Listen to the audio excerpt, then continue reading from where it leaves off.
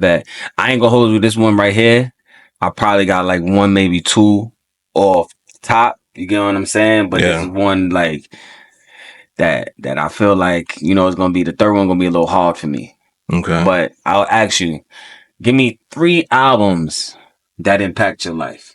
Or you want me to set that one off? Or you got it right now? All right, I think I got it. All right. Let's see. Okay.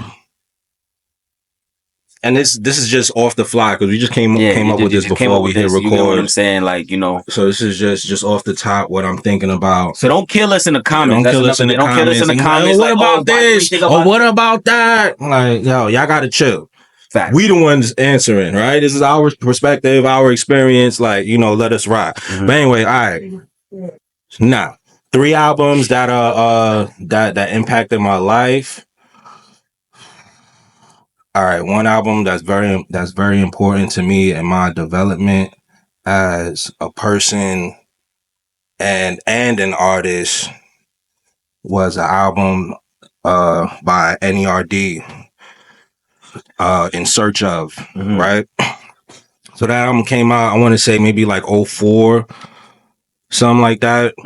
Whoever don't know, NERD, that's the Neptunes, their band called NERD. No one ever really dies. I didn't even know that. Yeah, no one ever really dies. That's what it stands for. So that album, to backtrack, the Neptunes, I know them for producing for Hov, producing for Nori, you name it, all type of records, all type of different songs and stuff like that. But the perspective that they were speaking from, there was a lot of like rock influence to it. They were like kind of like skateboarders. They were, men of color that were out of the stereotype, the stereotypical profile. They were just enjoying themselves, saying what they wanted to say on the record, or whatever sounds, whatever flows, and they were just like going against the grain. So that was kind of just like an influence, like, you know what? I don't have to portray to be this. I don't have to be a thug. I don't have to be a gangster. I don't have to be a pimp. I could just be myself. I could just be who I am and just create. And that kind of goes into another album that was a huge influence for me, which was The College Dropout. Because that's the first time I'm seeing, in my perspective, a rapper who didn't embody those things at all either. Like, he was someone who was like in the fashion, into the music, into the nuances of things, but not really like that street guy, but he's on a street label, but he's really being himself. He's dressing how he wants to dress. He's kind of dressing kind of like how my mother used to have me dressing, preppy and all that shit, collar shirts and everything. And I'm like, yo, and he's getting his flows off. He's being successful. You know what?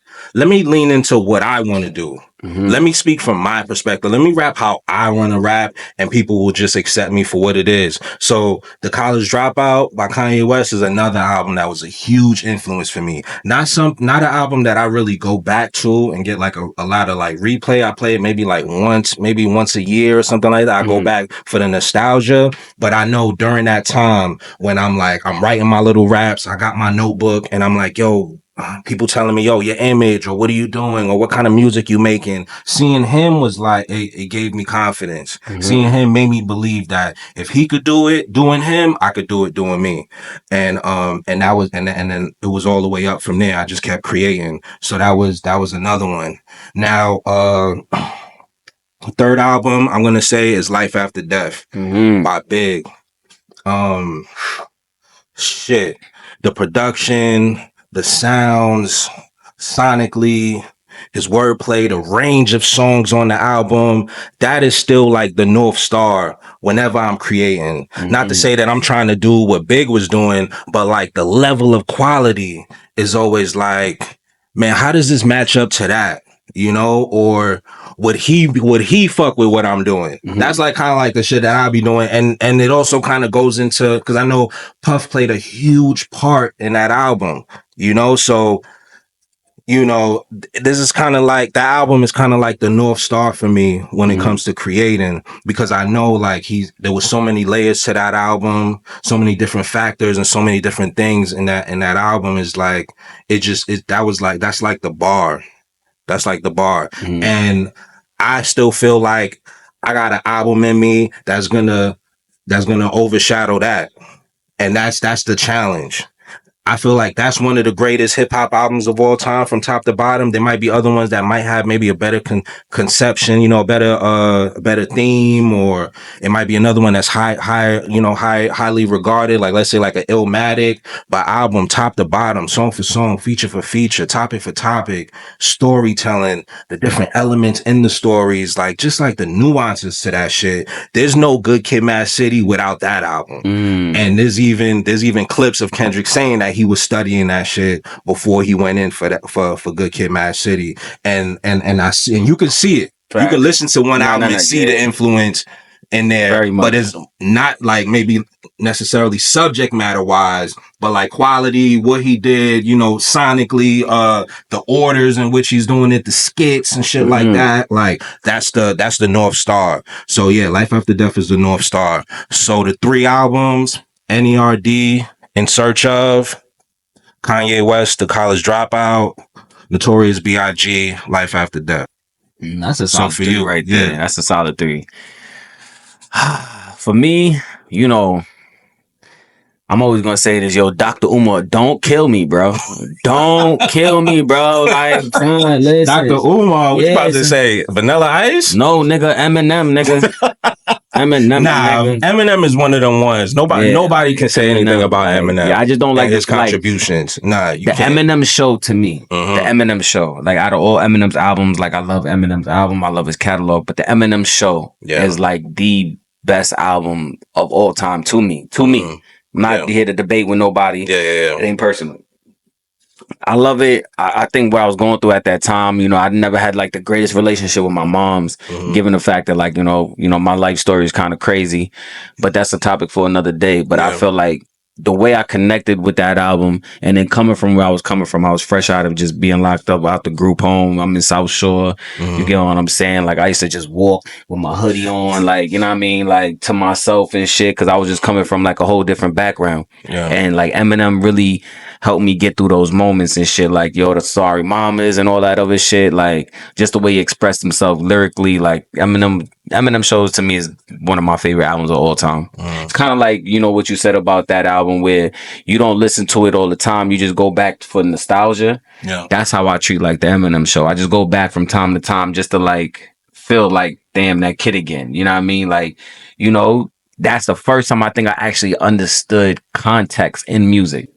I think I was just enjoying music up until that time. Like, I don't even think I would know what niggas was rapping about. I just like lyrics and sound. Like, you get what I'm saying? What sounds good to you? Yeah. Right? One of my favorite hip hop songs of all time is Lil' Kim, Lil' C's, Lil' Kim the bad thing. What's that song? Shall I Proceed? Yeah, Crush on You is probably one of my favorite song of all time. But it was just like, it was nothing lyrical about that. I just like sonically how it's put together. Second album for me is The Blueprint by Jay-Z. Now I'm in high school. Now I'm like studying this shit from top to bottom. Now I'm just like, you get what I'm saying? I'm Mikey with the job. I'm Mikey with the braids. Like, you know, Hov was teaching you how to hustle. Hov wants you to get money. Hov just was a fly nigga. You get what I'm saying? Hov was that nigga for me in high school.